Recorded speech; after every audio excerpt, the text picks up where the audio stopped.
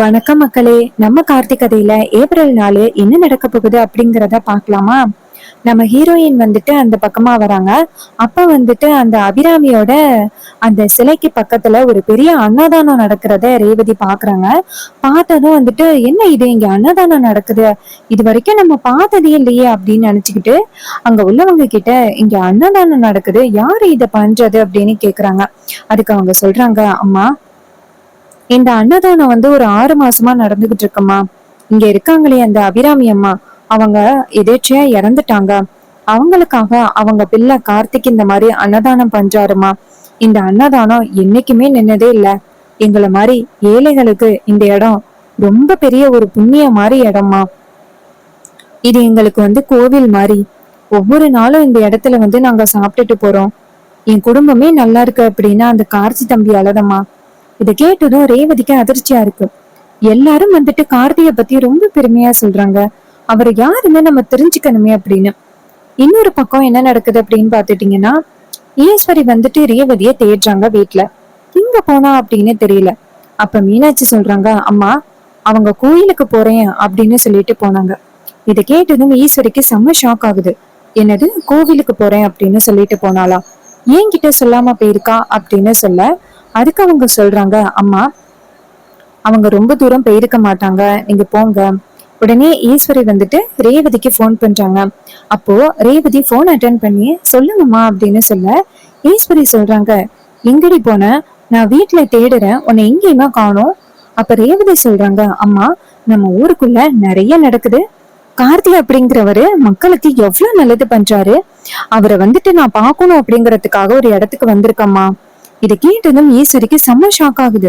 என்னடி சொல்ற, கார்த்தி அப்படிங்கிறவன பார்க்க வந்திருக்கியா? இங்க பாரு, நீ யாரையும் பார்க்க வேணாம், வீட்டுக்கு வா. ரேவதி சொல்றாங்க, அம்மா நீங்க சொல்ற மாதிரி எப்ப பார்த்தாலும் என்னால வீட்டுக்குள்ளேயே அடைஞ்சு கிடக்க முடியாதுமா. தயவு செஞ்சு என்ன ஃப்ரீயா விடுங்க, நான் அவரை பார்த்துட்டு வரேன் அப்படின்னு சொல்லிட்டு போனை கட் பண்றாங்க.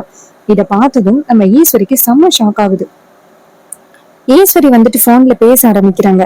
ஏய், போனை கட் பண்ணாம வீட்டுக்கு வாடி அப்படின்ட்டு. அப்ப நம்ம ரேவதி சொல்றாங்க, அம்மா நான் அவரை பார்த்துட்டு தான் வருவேன், நீங்க தேவையில்லாம என்ன டிஸ்டர்ப் பண்ணாதீங்க அப்படின்னு சொல்லிட்டு போனை கட் பண்றாங்க. இத பார்த்ததும் செம்ம ஷாக் ஆகுது ஈஸ்வரிக்கு.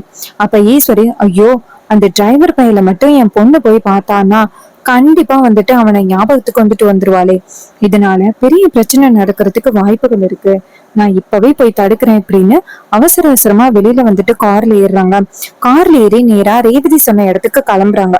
இன்னொரு பக்கம் நம்ம ஹீரோயின் நேரா அங்க உள்ளவங்க கிட்ட, இங்க பாருங்க, இங்க கார்த்தி அப்படிங்கிறவர் யாரு, எனக்கு கொஞ்சம் காமிக்கிறீங்களா அப்படின்னு சொல்ல, அவங்க சொல்றாங்க, சரிம்மா அப்படின்னு சொல்லிட்டு அங்க இருக்கிற நம்ம ஹீரோவை கை காட்டுறாங்க. அதோ நிக்கிறாரே அவருதான் கார்த்திமா. உடனே ரேவதியும் சரி அப்படின்னு சொல்லிட்டு நேரா அந்த இடத்துக்கு போறாங்க. அங்க போயிட்டு நேரா ஹீரோ நின்று பேசிக்கிட்டு இருக்காரு. ரேவதி போயிட்டு ஹீரோவை கூப்பிடுறதுக்காக ஷோல்டர்ல கை வைக்க போறாங்க.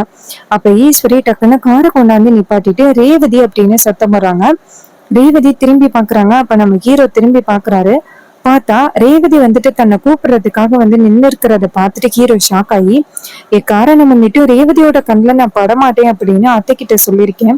சோ நான் ரேவதியோட கண்ணுல படக்கூடாது அப்படின்னு நினைச்சிட்டு நம்ம ஹீரோ திரும்பி அங்கிட்டு போயிடுறாரு. அப்ப ரேவதி கிட்ட திரும்பி பாக்குறாங்க. பார்த்தா அங்க என்ன ஹீரோவை காணும். இத பார்த்ததான் ரேவதிக்கு ஷாக் ஆகுது. ரேவதி அங்க உள்ளவங்க கிட்ட, இங்க பாருங்க, இங்க கார்த்தி அப்படிங்கிறவர் நின்னாரே, அவர் எங்க? அவங்க சொல்றாங்க, அம்மா அவர் எப்பயே போயிட்டாரு. அப்ப ரேவதி நினைக்கிறாங்க, சே அவரை பாக்குறதுக்காக வந்தோம், ஆனா அவர் அதுக்குள்ள போயிட்டாரே அப்படின்னு திரும்பி பார்க்க, ஈஸ்வரி அங்கேருந்து ரேவதி நீ எங்க வந்திருக்க, ஏன் என்கிட்ட எதுவுமே சொல்லாம வந்த? அதுக்கு ஈஸ்வரி சொன்னது கேட்டுட்டு ரேவதி சொல்றாங்க, அம்மா கார்த்தி அப்படிங்கிறவரு இந்த ஊருக்கு எவ்வளவு நல்லது பண்ணிக்கிட்டு வராரு. அவரை நேரடியா பார்த்து அவரை பாராட்டணும் அப்படிங்கறதுக்காக வந்தம்மா. ஈஸ்வரி சொல்றாங்க, இங்க பாரு, ஏதோ அவன் ஊருக்கு நல்லது பண்றான் அப்படிங்கறதுக்காக நீ தேடி போய் தேங்க்ஸ் சொல்லணும் அப்படின்னு அவசியம் இல்ல. நீ வா, இன்னொரு டைம் பார்த்தா தேங்க்ஸ் சொல்லிக்கலாம். அதுக்கு ரேவதி சொல்றாங்க, இல்லம்மா எனக்கு அவர் இப்பவே பார்த்து தேங்க்ஸ் சொல்லணும் அப்படின்னு தோணுது. ஈஸ்வரி சொல்றாங்க, இங்க பாரு, அதெல்லாம் அப்புறம் சொல்லிக்கலாம், வா அப்படின்னு சொல்லிட்டு கூட்டிட்டு போறாங்க. அப்போ ஈஸ்வரி நினைக்கிறாங்க, ஆகா இவளா அவனை பார்க்க ஆரம்பிச்சுட்டா, நம்ம என்ன பண்றது, இவளுக்கு ஞாபகம் வராம இருக்கிறதுக்காக நம்ம பல வகையில முயற்சி பண்ணாலும் எதுவும் நடக்காது போலயே அப்படின்னு ஈஸ்வரிக்கு செம்ம ஷாக் ஆகுது. ரேவதியா கார்ல உட்கார வச்சு நேரா கூட்டிட்டு போறாங்க. இன்னொரு பக்கம் மயில அந்த இடத்துக்கு வேகமா வராரு. வேகமா வந்துட்டு ஹீரோவை பாக்குறாரு. அப்ப ஹீரோ வந்துட்டு நேரா மயில பார்த்து, கொஞ்ச நேரத்துக்கு முன்னாடி ரேவதி வந்துட்டு என்ன பார்க்க வந்தா." இதை கேட்டதும் அவரு சொல்றாரு, "ஆமா சகல, நானும் பார்த்தேன். அத்தை வந்துட்டு ரேவதிய வலுக்கட்டாயமா கூட்டிட்டு போனதை பார்த்தேன் சகல. ஆள் மனசுக்குள்ள ரேவதிக்கு உங்க மேல இன்னும் காதல் இருக்கு சகல. அவ உங்களை மறைக்கவே மாட்டா. அதான் அந்த விதியா பார்த்து உங்ககிட்ட கூட்டிட்டு வந்திருக்கு சகல. நான் இப்ப சொல்றேன், கண்டிப்பா வந்துட்டு நீங்க 2 பேருமே ஒண்ணு சேருவீங்க. ரேவதிக்கு சீக்கிரம் உங்களை பத்தின ஞாபகம் எல்லாமே சீக்கிரம் வரும். அது எல்லாமே கூடிய சீக்கிரம் நடக்க போகுது." அப்ப ஹீரோ சொல்றாரு, "ஆமா, அது கண்டிப்பா நடக்கும் அப்படின்னு தான் நான் எதிர்பார்த்து காத்துக்கிட்டு இருக்கேன்" அப்படின்ட்டு. அப்புறமா மயில சொல்றாரு, "சரி சகல, ரேவதி வந்துட்டு எதுக்காக உங்களை பார்க்க வந்தா?" ஹீரோ சொல்றாரு, "அதான் எனக்கும் தெரியல. நான் நின்றுகிட்டு இருக்கும் பொழுது ரேவதி டக்குன்னு பின்னாடியால வந்து கார்த்திக் அப்படின்னு கூப்பிட்டதோட எனக்கு ரொம்ப ஷாக் ஆயிட்டு அவ அங்கிட்டு திரும்புறதுக்குள்ள நான் இந்த இடத்துல இருந்து போயிட்டேன். ஏன்னா அத்தை கிட்ட நான் வாக்கு கொடுத்துருக்கேன், எக்காலம் முன்னிட்டு நான் ரேவதியை வந்து பார்க்க மாட்டேன் அப்படின்னு.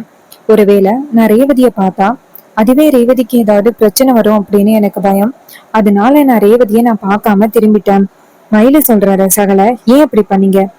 ரேவதி கண்டிப்பா உங்களை மறக்கவே மாட்டா. அதுல எந்தவித மாற்றமும் இல்ல. ரேவதி வந்து உங்களை நேரடியா பார்த்தா அது உங்களோட பொறுப்பு கிடையாது.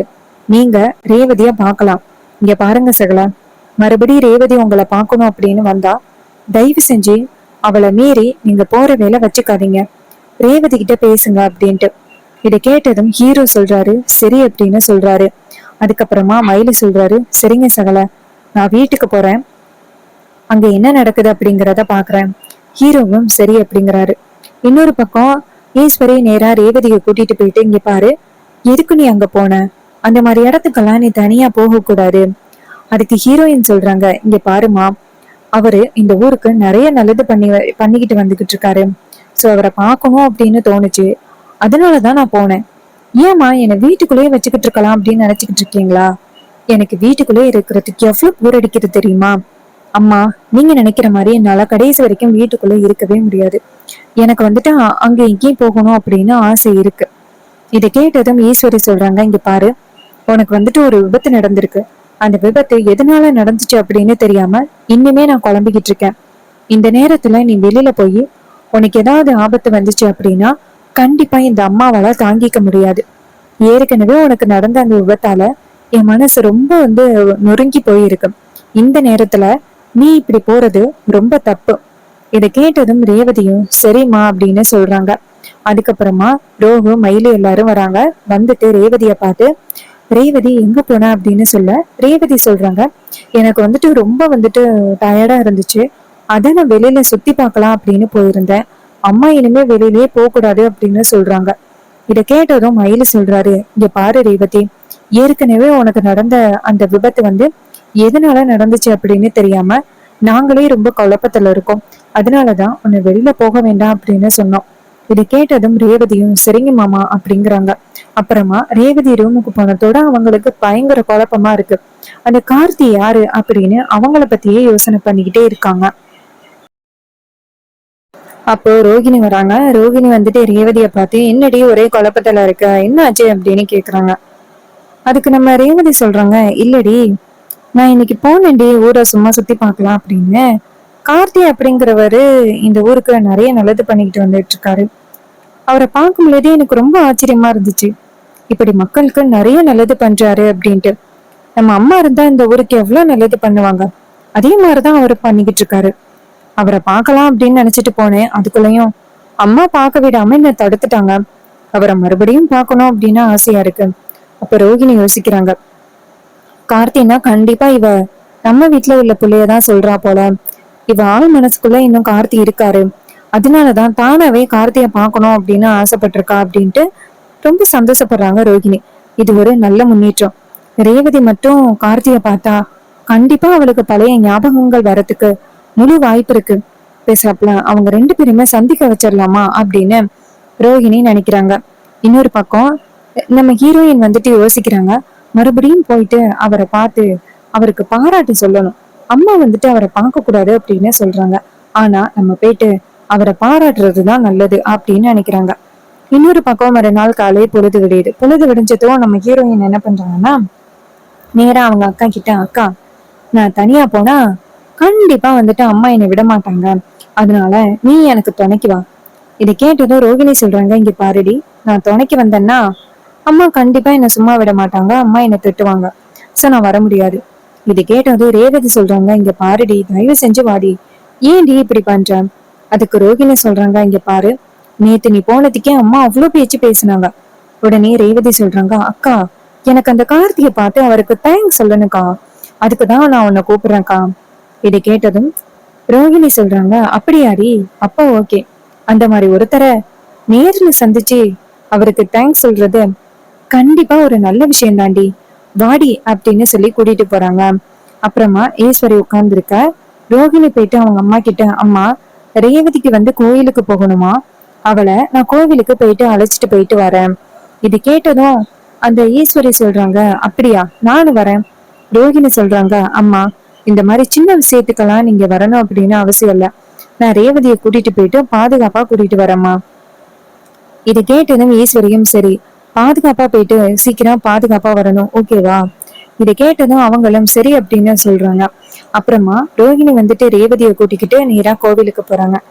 அந்த கோவில்ல என்ன நடந்துகிட்டு இருக்குன்னா, அதே மாதிரி மக்களுக்கு வந்து அன்னதானம் நடக்குது.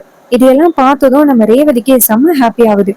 இவரு எந்த அளவுக்கு மக்கள் எல்லாருக்குமே நல்லது பண்றாரு, பேசாப்ல இவரையே நம்ம கல்யாணம் பண்ணிக்கிட்டா எப்படி, அம்மா கிட்ட இவரை பத்தி நம்ம எடுத்து சொல்லி நம்ம இவரை கல்யாணம் பண்ணிக்கலாமா அப்படின்னு நினைக்கிறாங்க. அப்ப நம்ம ஹீரோ வந்துட்டு எல்லாருக்கும் அன்னதானம் பண்ணி முடிச்சுட்டு திரும்பி பாக்குறாரு. பார்த்தா நம்ம ஹீரோயின் நிக்கிறாங்க. அவங்கள பார்த்ததும் நம்ம ஹீரோவுக்கு ஷாக் ஆகுது. ரேவதிய பார்க்க மாட்டேன் அப்படின்னு அத்தை கிட்ட நம்ம வாக்கு கொடுத்துருக்கோம். சோ இப்ப வந்துட்டு ரேவதிய பார்த்தா கண்டிப்பா அத்தை ஏதாவது பேசுவாங்களே அப்படின்னு நினைக்கிறாரு. அப்ப ஹீரோ நேரா ரேவதிய பார்த்து, யாரு வேணும் உங்களுக்கு அப்படின்னு கேட்க, அப்ப ரேவதி சொல்றாங்க, இங்க பாருங்க, நீங்க யாரு அப்படின்னு எனக்கு தெரியாது, ஆனா உங்களை பத்தி நான் நிறையவே விசாரிச்சேன். நீங்க இந்த மக்களுக்காக நிறைய நல்லது பண்றீங்க. இந்த டயத்துல இந்த மாதிரி எல்லாம் யாரும் நல்லது பண்ணுவாங்களா அப்படின்னு எனக்கே ரொம்ப ஆச்சரியமா இருக்கு. நீங்க மக்களுக்கு நல்லது பண்றத பார்த்தா எனக்கு ரொம்ப சந்தோஷமா இருக்கு. அதுக்கு ஹீரோ சொல்றாரு, என்னால முடிஞ்சதை இவங்களுக்கு பண்றேன். அதுக்கு ஹீரோயின் சொல்றாங்க, இல்ல, ஒரு சம்பாரிச்ச பணத்துல ஒரு 10 ரூபாய் கொடுக்கணும்னாலும் ஒவ்வொருத்தரும் யோசிப்பாங்க. ஆனா நீங்க வந்துட்டு இந்த பணத்தை வச்சு எல்லாருக்கும் உதவி பண்றத பார்த்தா எனக்கு ரொம்ப சந்தோஷமா இருக்கு. உங்களை மாதிரி ஒருத்தவங்க இந்த ஊருக்கு கிடைச்சதுக்கு இந்த ஊர் மக்கள் எல்லாருமே ரொம்ப கொடுத்து வச்சிருக்கணும் அப்படின்னு சொல்ல, அப்ப ஹீரோ சொல்றாரு, இந்த ஊர் மக்கள் மாதிரி எனக்கு கிடைச்சதுக்கு தான் நான் ரொம்ப கொடுத்து வச்சிருக்கணும். இன்னைக்கு நாங்க நல்லா இருக்கோம் அப்படின்னா இந்த ஊர் மக்கள் தான் காரணம். இவங்க எல்லாரும் சேர்ந்து எங்களுக்கு நிறைய வந்து ஆதரவு கொடுக்குறாங்க. இதை கேட்டதும் ரேவதி சொல்றாங்க, உங்களை எனக்கு ரொம்ப பிடிச்சிருக்கு, என்னை கல்யாணம் பண்ணிக்கிறாங்களா அப்படின்னு கேக்குறாங்க. இதை கேட்டதும் நம்ம ஹீரோவுக்கு செம்ம ஷாக்கிங்கா இருக்கு. என்னடா இது, ரேவதி திடீர்னு இப்படி பேசுறாளே அப்படின்ட்டு. அதுக்கு நம்ம ஹீரோ கேக்குறாரு, இங்க பாருங்க, உங்களுக்கு வந்து நான் யாருன்னே தெரியாது, எப்படி நீங்க எப்படி சொல்லலாம். ரேவதி சொல்றாங்க, இல்ல, நீங்க வந்து இந்த ஊருக்கு எவ்வளவு நல்லது பண்றீங்க, ஒரு மனைவியா நான் உங்களுக்கு கிடைச்சா கண்டிப்பா நீங்க என்னை ரொம்ப பத்திரமா பாத்துப்பீங்க அப்படின்னு எனக்கு நம்பிக்கை இருக்கு. நான் இன்னைக்கே அம்மா கிட்ட போய் சொல்லிட்டு அவங்கள வந்து கல்யாணம் பண்ணிக்கணும்னு நான் சொல்றேன். இதை கேட்டதும் நம்ம ஹீரோ வந்துட்டு மனசுக்குள்ள சந்தோஷப்படுறாரு. ரேவதிக்கு தான் யாரு அப்படின்னு தெரியலனாலும் என்னை வந்து காதலிக்கிறேன் அப்படின்னு சொல்றான்னு நம்ம ஹீரோவுக்கு ஹாப்பியா இருக்கு. அப்கமிங் எபிசோடுல என்ன நடக்க போகுது அப்படின்னா, ரேவதிக்கு அவங்களை தெரியாமலேயே கார்த்திய காதலிக்க போறாங்க. அதுக்கப்புறமா ரேவதி கார்த்திய கல்யாணம் பண்ண போறாங்க. இதுதான் ரொம்ப சூப்பரான ஒரு ட்விஸ்ட் நடக்க போகுது. இது நம்ம யாருமே எதிர்பார்க்காத ஒரு சூப்பரான ஒரு காதல் கதை. பார்ப்போம் என்னெல்லாம் நடக்க போகுது அப்படின்னு. அண்ட் இது வரைக்கும் இந்த வீடியோவை தொடர்ந்து பார்த்தவங்க எல்லாருக்குமே ரொம்ப நன்றி. இதே மாதிரி வேற ஏதாவது ஒரு கதையில பார்க்கலாம். தேங்க்யூ ஃபார் வாட்சிங்.